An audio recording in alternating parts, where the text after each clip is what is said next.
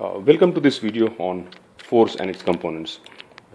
In this video, we're going to look at force, and when a force is applied, how do we look at the components.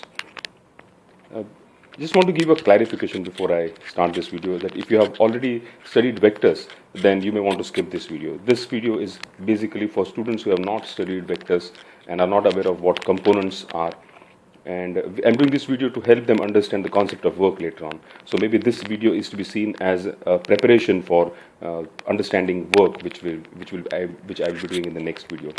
So let me begin. Let us say we have a force acting on an object. Let us say this is a ground, and there's an object or a box lying over here. Let us say this is a box lying on a ground, and I'm trying to move it in this direction. And let us say we're applying a force in this direction.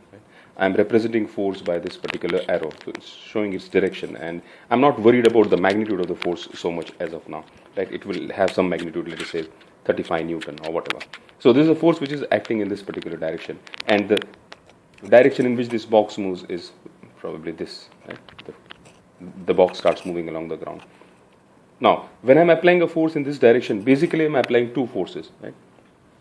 Based on the direction in which this particular box is moving, I can see that I'm applying a force in the horizontal direction, and I'm applying also a force in the vertical direction. So I can represent these two forces as something like this. Let us say this is the force in the horizontal direction, and this is the force in the vertical direction. Okay. Once again, the horizontal force and the vertical force, these are known as the components of this particular force. This force comprises of these two forces, the horizontal part of that horizontal component of the force and the vertical component of the force. I'll denote this by FH, and I'll denote this probably by FV.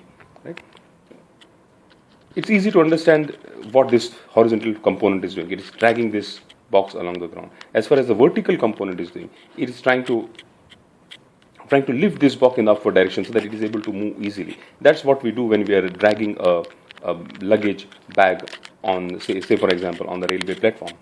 So these are two known as the components of this particular force F, and we are denoting it by FH and FV. FH stands for horizontal, FV for vertical.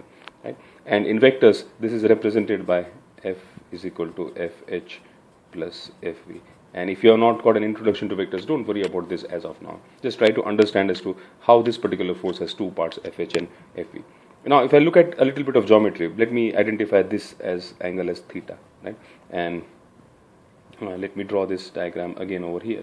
So if this is the force F, and these are the components of the force. This is FV, this is FH, and it is this angle theta. Now, if I look at this particular triangle and I try to find out sine theta would be opposite side upon hypotenuse. So it will be FV upon F.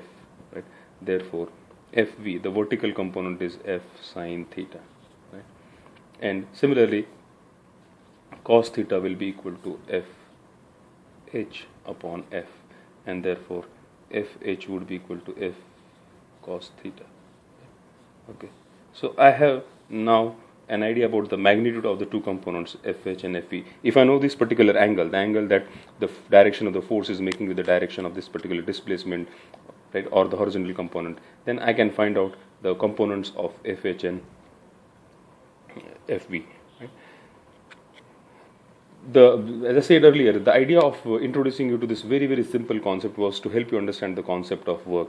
And we'll be using this particular components when I do a video on work later on.